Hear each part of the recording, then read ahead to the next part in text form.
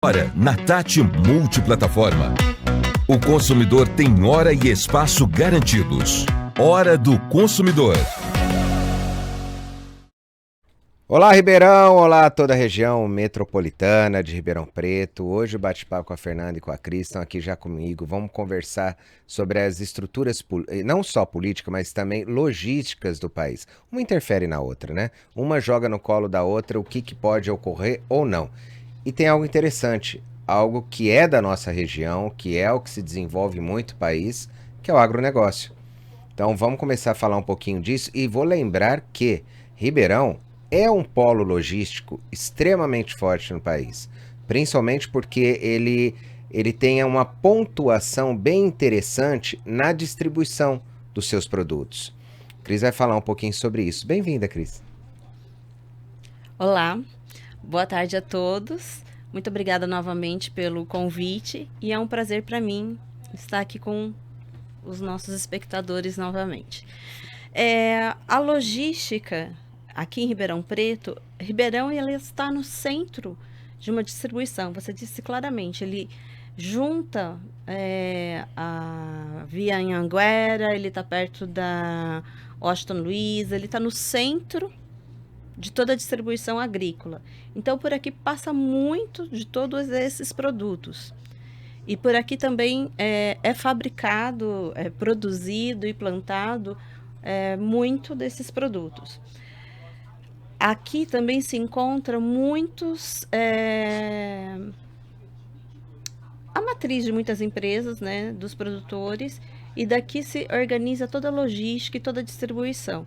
Eu diria que Ribeirão Preto realmente é o centro, o coração de toda... Ele é um polo estratégico, né? Exato. O que tende mesmo a Ribeirão é colocá-lo num polo estratégico e que faz com que as empresas tendam a ter interesse na cidade, principalmente em alugar galpão. Tem galpão alugado por Ribeirão inteiro. Sim. Que acabam recebendo produtos do Brasil e do mundo inteiro aqui nessa cidade. Vamos falar um pouquinho agora sobre a questão dos produtos agrícolas, né? A infraestrutura logística no país, ela vem aumentando. E vem aumentando porque há necessidade. Exato. Há uma necessidade não do país na própria questão logística. E nós encontramos isso, infelizmente, no Brasil, se o mercado externo precisa, eu me adequo. Correto. Se o mercado interno não está precisando, eu deixo do jeito que está. Mais ou menos isso. Né? E fala um pouquinho dessa infraestrutura que está sendo desenvolvida para que consiga abarcar, né, toda essa parte logística, mas voltada para o desenvolvimento agrícola. Tá. Bem como você colocou, é mais exigido a necessidade da exportação que tem movido muito as inovações que nós estamos tendo hoje em dia em logística. Temos, inclusive, grupos estrangeiros que compraram já terminais ou fazem parte de parcerias com terminais para que melhore toda essa logística. Você tem o caso da DP World, que é um dos maiores terminais do Porto de Santos, que ele não é de origem brasileira. Ele é um porto onde os principais investidores, os principais acionistas estão fora do país. Eles estão no Oriente Médio. O mesmo você tem em Itapuá hoje em dia, que o investimento lá no porto tem sido feito por um pool de armadores, porque eles cansaram de sofrer também para conseguirem atracar. E assim é uma tendência em vários portos do país, como em Suape, como logo menos a gente vai ver no Chile, que vai ser também um ponto de escoamento do Brasil. Então, o setor privado tem provocado com que esses investimentos em logística aconteçam, assim como na ferrovia, por exemplo, né, que a gente tem as ferrovias que cresceram muito mais nos últimos anos por investimento privado. Eu vou colocar também a Fer, bem-vinda, viu, no bate-papo, que a qualquer momento também você já entra e pode falar na tua área, que é a área de finanças, e conhece muito bem, bem-vinda. Conectando, investir em conhecimento rende sempre os melhores juros. E conectando com a Cris, né, com o comércio exterior, vamos falar um pouquinho de câmbio. Hoje a gente está começando o segundo semestre e eu acabei de ver uma matéria do fechamento do câmbio aí do primeiro semestre do dólar. E a notícia não é animadora, Não. porque sofreu aí 15% de aumento no primeiro semestre. Isso é significativo, né? Ele encerrou o primeiro semestre de 2024 no seu maior patamar desde 10 de janeiro de 2022. Então, chegando aí numa alta de 15 e 14. Quem mexe nesse ramo, né, de comércio, importação, exportação, a moeda de referência, né, Cris? É o dólar. Normalmente é o dólar. Então, isso acaba intimidando um pouco de certa forma. Mas aí a gente tem o hedge, né, Cris? Quem Exato. comprou um pouco mais favorável lá atrás, a moeda mais baixa. É essa, bem colocado, viu, Fer? O hedge, ele é uma forma de mitigar um pouco as possíveis perdas com o câmbio. Então, quando você tem um movimento uma flutuação muito grande do câmbio, o hedge é uma ferramenta. O que é o hedge, né? Muita gente pode me perguntar o que é o hedge.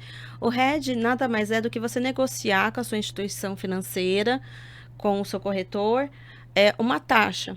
Então, normalmente, quando o dólar ele cai um pouco, é interessante você, para os importadores, fechar o hedge ali, fechar o câmbio ali, vai ter uma taxa, mas você vai ficar protegido, porque se o dólar subir muito, é aquele valor que você vai trabalhar na sua importação. Eles vão te proteger. Já para o exportador, fechar no hedge quando o câmbio está alto é uma proteção boa. Porque o que é o grande problema não é só a flutuação, né? De subir muito, porque na importação prejudica, mas na exportação vocês podem achar que é bom. Não, porque a flutuação faz com que o exportador tenha incerteza de qual vai ser o valor dele. A que valor ele vai vender? Se ele faz o custo a 5,60, daqui a pouco está 5, e aí ele perde muito, né? Quando a gente fala de milhões de dólares, é muita diferença. Cris, mas aí também tem um negócio, né? É até interessante falarmos sobre isso. Qual que é o impacto dessas alterações do dólar? Algo que varia de 5 a 6 reais, as possibilidades de passar dos 6 reais daqui para frente. Qual que é o impacto disso para esse setor, tanto para importação quanto para exportação? Porque, de um lado, existe um grupo que aplaude. Sim. Do outro, existe um grupo que vai sofrer, principalmente os consumidores do país. Na hora de receber um produto, que o produto está valendo a R$6, ele pagava R$5, o consumidor final vai pagar um valor diferente do que ele pagava. E é ruim para o mercado como um todo. Sim, você tem toda a razão. A meu ponto de vista, e todos os dias falam com os empresários, mesmo os empresários da exportação, não estão aplaudindo, porque eles sabem que isso não é bom. Porque muitos dos insumos, vamos falar do agrícola, muitos dos insumos, eles são de origem importada. Então, ele também sofre com isso. Porque ele passa a ter fertilizantes, insumos agrícolas em geral, muito mais caro do que ele vinha tendo. E ele tem que repassar isso para a produção dele. E é o que você falou, reflete, não é que reflete no bolso do empresário, reflete no bolso de todos os brasileiros. E a gente ainda não prevê queda no dólar a curto prazo. As oscilações tendem a ser a maior ainda. Tem até uma notícia, até para Fernanda, da sua área, viu, Fernanda? Que a partir de hoje, os donos de cartão de crédito poderão transferir o saldo da fatura para uma instituição financeira. Fazer a portabilidade. Justamente, que oferece melhores condições para renegociação. Ou seja, você não precisa renegociar com a própria instituição. Você pode jogar para uma outra em que você encontre. É legal, porque há uma competitividade de mercado e faz com que a questão do rotativo, que já foi trabalhada naquele 100%, não pode se alterar esse valor, ele tenha, o consumidor final tem uma facilidade em encontrar no próprio mercado empresas que tenham interesse em desenvolver um trabalho com o consumidor, porque elas vão ter que desenvolver esse trabalho. Sim. E acabar, teoricamente, fidelizando. Porque um consumidor que às vezes acaba entrando numa dívida, em algum momento, se ele não se organizar financeiramente, ele volta a entrar na dívida. Com certeza. Acaba virando um ciclo vicioso. Ah, entrei na dívida, renegocio, tá tudo ok. E assim vai. Infelizmente, o brasileiro é assim. Essa notícia é extremamente interessante para o mercado. Sim, eu vejo com bons olhos, porque é o maior juros, né? É o maior vilão, entre aspas, é o cartão de crédito, a inadimplência com o cartão, porque eu considero o cartão como meu amigo. Que eu já falei aqui várias vezes, que eu já fui para a Europa ida e volta, trocando os pontos por milhas aéreas, mas é preciso saber fazer a gestão da fatura, né? E agora essa possibilidade de fazer a portabilidade, vocês vão poder buscar qual a instituição está oferecendo um juros melhor. Mas leia as entrelinhas ali do contrato, ver o custo efetivo, as taxas realmente, se realmente vale a pena, né? Porque quando a gente vai comprar carro, fala, olha, a taxa é zero. Mas na hora que você olha lá no fim do contrato, aí você vê no custo efetivo total que não é bem assim. Então, busque informações. É um movimento novo no mercado financeiro. Vejo com bons olhos, mas a princípio a gente tem que estudar com cautela antes de fazer esse movimento. Sim, é a partir de hoje, viu? As faturas, elas deverão conter uma área que sejam oferecidas as opções de pagamento. O que precisará existir nessa fatura? O valor do pagamento mínimo, obrigatório, o valor dos encargos a serem cobrados no período seguinte, no caso do pagamento mínimo, as opções de financiamento do saldo devedor, que é importante da fatura, que são apresentadas lá na ordem do menor para o maior, as taxas efetivas de juros mensais e anual, e o custo efetivo total, que a Feira acabou de falar. Então, isso tudo inserido em uma fatura. Exato. Eu posso aproveitar, Lógico. deixa? Fernanda, você não acha? Eu vejo isso já também como o governo prevendo essa inflação e esse aumento de custos que a gente começa a enxergar na importação e na exportação, que vai cair no bolso do brasileiro. Isso já não é uma forma de tentar minimizar? Ele tá atraindo a atenção para um outro lugar, talvez, né? Porque, e ainda reforço, cuidado, quando for ao exterior, não comprar, não fazer a movimentação pelo cartão de crédito, porque tem o IOF, que é aquele IOF mais caro. É importante, hoje em dia a gente tem bancos aqui no Brasil que proporciona a abertura em bancos lá no exterior, que você pode investir e lá transacionar esse capital com o menor IOF e câmbio possível. Então, a gente investir em conhecimento rende sempre os melhores juros. Por isso, a importância da gente buscar a informação antes para otimizar ao máximo o nosso dinheiro. Ô Cris, o que mais nós, né, brasileiros, mais enfrentamos com as questões agrícolas? Quais são as maiores barreiras a serem trabalhadas na questão agrícola do país? Eu sei que existe a nossa parte famosa ambiental, né? Não Essa dá não para está se sob controlar. controle, Mas quais são as que os produtores conseguem, tanto os importadores quanto os exportadores, conseguem ou necessitam ter informação para conseguir desenvolver um trabalho positivo no país? Olha, a primeira coisa é planejamento e conhecer a sua concorrência. Então, conhecer os seus mercados, E o planejamento é essencial, o planejamento logístico, o planejamento se eu vou fazer um hedge, se eu não vou, estar sempre atento a tudo que está acontecendo no mundo, não só no Brasil, como em outros lugares. Porque quem importa ou exporta não é apenas a economia local quem define as suas regras, é o mundo todo. Então, conhecimento sobre quem são seus concorrentes, conhecimento sobre quem são seus fornecedores, planejamento, ele é essencial, principalmente planejamento logístico, porque nós temos muitas pessoas, muitas empresas que acham que exportar não tem problema se eu deixar para depois de amanhã, eu tiro daqui e coloco ali, sabe quando dá aquele jeitinho? Uhum. Na exportação você pode perder um navio e pode perder um frete que você tinha, você pode pagar taxas altas por ter perdido, que a gente chama de no-show, que é não ter comparecido. Então, planejamento em estratégia e conhecimento do seu cliente e do seu concorrente é fundamental, é por onde eu começo. E essa parte das certificações, elas atrapalham muito, atrasam muito de forma burocrática o desenvolvimento da exportação, da importação, tanto pela Anvisa quanto da Mapas? Sim, atualmente são dois órgãos que realmente demoram muito para dar suas anuências ou conferir uma documentação. Tá? A gente tem vivido há meses já uma greve no Ministério da Agricultura, que eu não vou dizer se é válida ou inválida, mas ela acontece. E também muitos fiscais se aposentando e não sendo abertos novos concursos para repor. Então a gente realmente tem uma greve acontecendo e pouca disponibilidade de mão de obra para oferir tudo isso.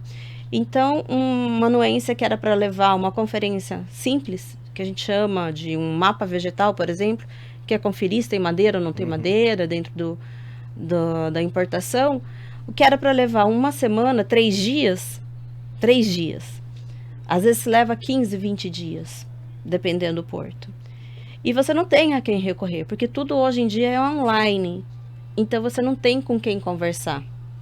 Já que você puxou a parte online, eu já te pergunto, Fernanda, a importância também de se utilizar, aliás, de aprender a utilizar uma das ferramentas, e aliás, várias ferramentas que a tecnologia nos possibilita, né? Nos permite a utilizar.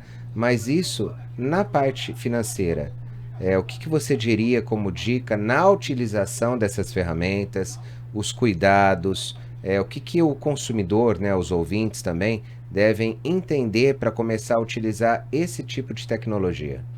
A tecnologia de sistema financeiro, Sim. bancário, sempre está atento, né? Se está ali reconhecido, regulamentado pelo Banco Central, porque quando é oferta demais, desconfia. A gente vê até artistas famosos caindo em várias pirâmides financeiras, fazendo criptomoedas, ou até mesmo esse jogo famosinho que tá tendo aí. Então, estar muito atento e buscar o máximo de informação possível. E hoje a gente tem aonde recorrer, buscar essas informações. E uma coisa é certa, se oferecer algo muito atrativo, desconfia e vai investigar. E a parte da tecnologia da informação, qual que é a importância dela no desenvolvimento da exportação e da importação no país? Olha, eu vou te falar da exportação, por exemplo. A gente teve recentemente a Agrishow aqui em Ribeirão Preto, que sempre é um show, eu costumo brincar, e esse ano foi um show de tecnologia. Então, nós temos tido um grande aumento da produtividade no mesmo espaço, né, de terra. Muito mais, a produção tem sido de melhor qualidade e quantidade também. Investimentos como, por exemplo, eu vou usar o caso dos drones, porque esse ano os drones foram um show à parte, dentro da Agrishow. Através deles você mapeia toda a sua fazenda, toda a sua parte que está sendo plantada, você consegue ver aonde já foi irrigado, você consegue ter controles via satélite da umidade do solo, se vai ter chuva, se não vai ter chuva, aonde precisa irrigar. E pode ser que uma parte da plantação precise e outra parte não precise, aonde está nascendo um foco de praga ou um foco de alguma doença. E através do drone, você consegue, inclusive, ir lá, sem ter contato físico, para espalhar por toda a plantação. Você consegue ir lá, pulverizar pontualmente em cima do problema que está acontecendo. Então, a parte de tecnologia, o Brasil, ele é referência mundial na questão agrícola, porque a gente desenvolve muito. Eu acho que eu já comentei com vocês também que esse ano, por exemplo, foi lançada por uma empresa brasileira uma máquina que colhe mandioca. Daí vocês falam, uma máquina que colhe mandioca? Vocês imaginam quanto no mundo isso é consumido? E antes era tudo manual, não tinha nada que fazia isso. E o trabalho que dá, né? Exatamente. Fora grandes outras coisas que eu ainda não posso contar por aqui, que são novidades de alguns clientes que estão investindo em tecnologia. E logo menos vocês virão grandes notícias e o Brasil na ponta, graças também à tecnologia, aos nossos engenheiros, agrônomos, junto com o pessoal de TI, criando e trazendo muita inovação. E a nossa AgriShow foi um sucesso novamente, né? Foi. Mais de 195 mil pessoas passaram por aqui. E tá previsto 13 bilhões de intenções de negociação. Então, olha só, na nossa Ribeirão, potencial, uma feira tão potencial, referência no mundo, em trazer isso para os produtores, desde o pequeno, médio, grande produtor rural. Isso é gratificante. É importante lembrar que, logicamente, as tecnologias vêm, as modificações no mercado também vão aparecer, mas algumas pessoas vão deixar de trabalhar. Isso é óbvio. Porque Então, não se adequam, não vão se certificar, não vão em busca de Se qualificar, se qualificar, né? Não dá para você, o que plantava mandioca e retirava com a própria mão, não dá para você colocar ele nessa máquina para trabalhar, sem ele se certificar totalmente. Porque é um computador enorme que vai estar trabalhando a favor dele. Agora, caso ele queira, ele terá oportunidade no mercado. sim. Nisso, eu vejo algumas entidades, eu vou falar Brasil, Sim. tá? Eu vejo algumas entidades, por exemplo, o Ciesp, várias entidades aqui que investem para qualificar esses trabalhadores. Claro que eles precisarão querer fazer isso, mas você tem uma modificação de mão de obra necessária. Então, ao invés de ser apenas braçal, as pessoas começarão a ter que aprender um pouco mais. E a vida delas vai ser mais fácil se elas conseguirem se adequar a isso. Até financeiramente. O Muito. recebimento é muito maior do que aquela Sim. pessoa que vai lá e colhe com a mão, do que aquela pessoa que vai lá e tem uma qualificação e começa a trabalhar no próprio equipamento agrícola, né? Vocês se lembram de quando nós começamos uma discussão há anos atrás sobre queimar ou não queimar a cana? Sim. Né? Então existia uma grande parte da população que era a favor de continuar queimando porque ia Mão de obra, tirar o emprego de muita gente. E na verdade essas pessoas se recolocaram de outra forma no Sim. mercado. E isso foi bom, porque aumentou a produtividade. E a nossa qualidade de vida Nossa aqui no qualidade interior, de estamos vida, em cima do né? canavial. Ribeirão Preto, então, nem se Queimada. fale, né? E é engraçado porque era um grupo de pessoas, os boias frias, né? Que trabalhavam só. De forma quase desumana. Desumana. Automaticamente, eles iriam sair desse mercado de trabalho e iriam procurar um emprego. Porque são pessoas que estão acostumadas Tem um a tempo trabalharem. limite. Sim. Né? Estão exato. acostumadas a colocarem comida dentro de casa, a trabalhar, a entender a preciosidade do nome. Então, com certeza, esse grupo não iria ficar à margem da sociedade. Não. Né? Agora, outros, com certeza, ficaram e ficarão. Porque é aquela turma do meio, a turma acomodada, a turma que não se interessa. Essa turma sempre vai existir. Pro emprego Recebimento de braçal, bolsa, os bolsistas. essa turma sempre vai existir.